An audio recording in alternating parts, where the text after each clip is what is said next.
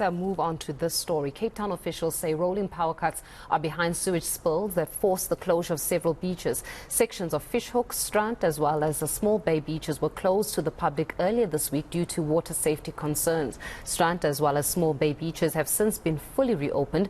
The city's beaches are crucial for tourism as travellers from all over the world flock to Cape Town during the summer. Our senior reporter Silindelo Masikane joins us now for more details. Lee, always a pleasure speaking to you. Of course, when it comes to the issue of beaches, it's the favourite of not only South Africans, really the global community has become and experience the African sun. But to hear that some of these beaches have had to be closed because of a sewage spill really does put a damper on things. How are we doing in the hope of recovering, perhaps attracting more tourists into the various areas mentioned?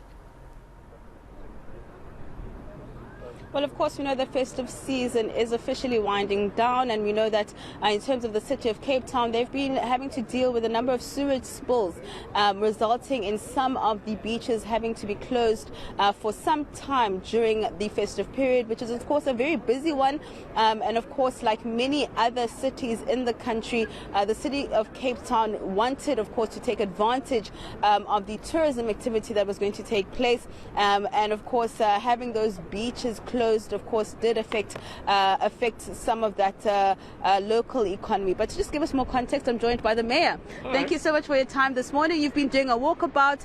No Strand in particular, where we are right now, was one of those beaches affected by the sewage spills. Maybe just give us a sense as to overall what was the situation like during the festive season? How many beaches were affected? How many have been reopened? And do we still have some beaches that are still closed?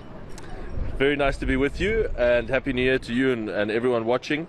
I've been here today to check on all of our services, and the feedback from the public has been generally very positive. All of our beaches are open again, and in fact the closures have been very, very brief, sometimes as short as 2 days, and actually just purely for precautionary reasons until we get those test results back.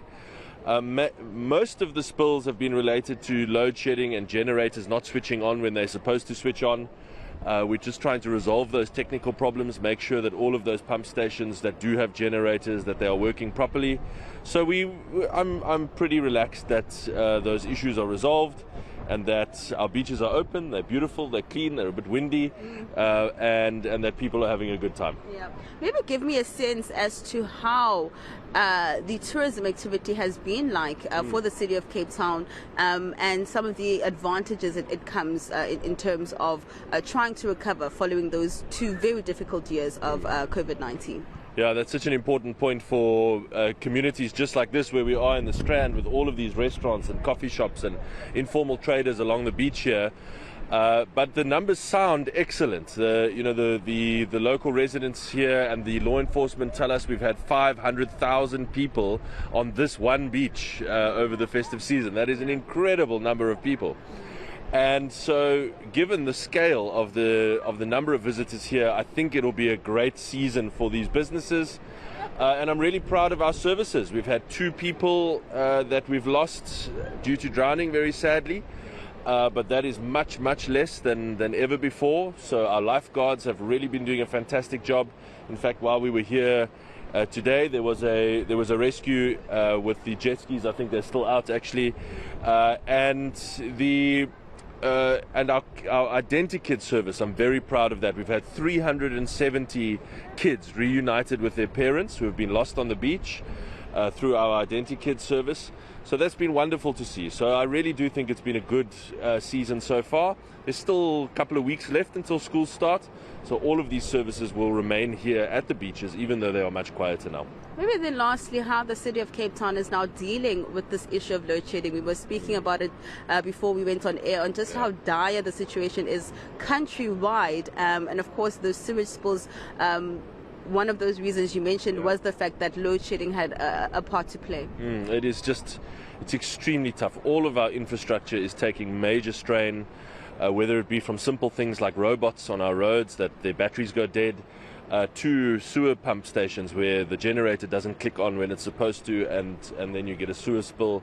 It's incredibly tough. Load shedding is just putting every South African under tremendous strain. And all we can say is that we just redouble our efforts and work even harder this year to reduce our reliance on Eskom, get our own independent power, and try to end load shedding in Cape Town as soon as possible. Coming back into office and with the escalation to stage 4 again, it just renews my commitment to try and do that as quickly as we can. Yeah. Thank you so much, Mayor. Thank you. All right. I do, Faith, want to bring in JP Smith. He is from the City of Cape Town's Mayoral Committee for Safety and Security. Thank you so much for your time. I know we had a roadblock taking place just earlier on here in Strand. Perhaps give us an overall look and a picture in terms of your law enforcement activities during the festive season and some of the results. Okay. Also, while you were doing this walk, there was a reported drowning.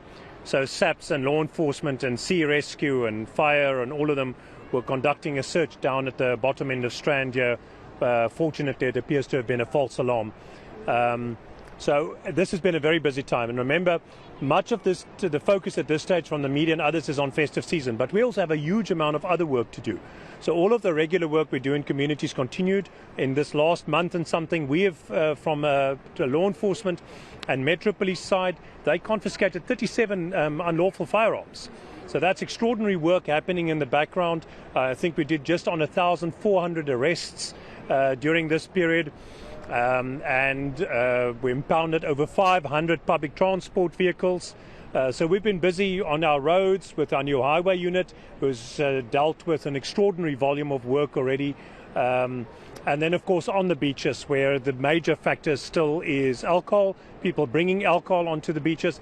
I think we've set a new record this year, sadly, for all the wrong reasons, with 22,000 units of liquor that we've confiscated on our beaches.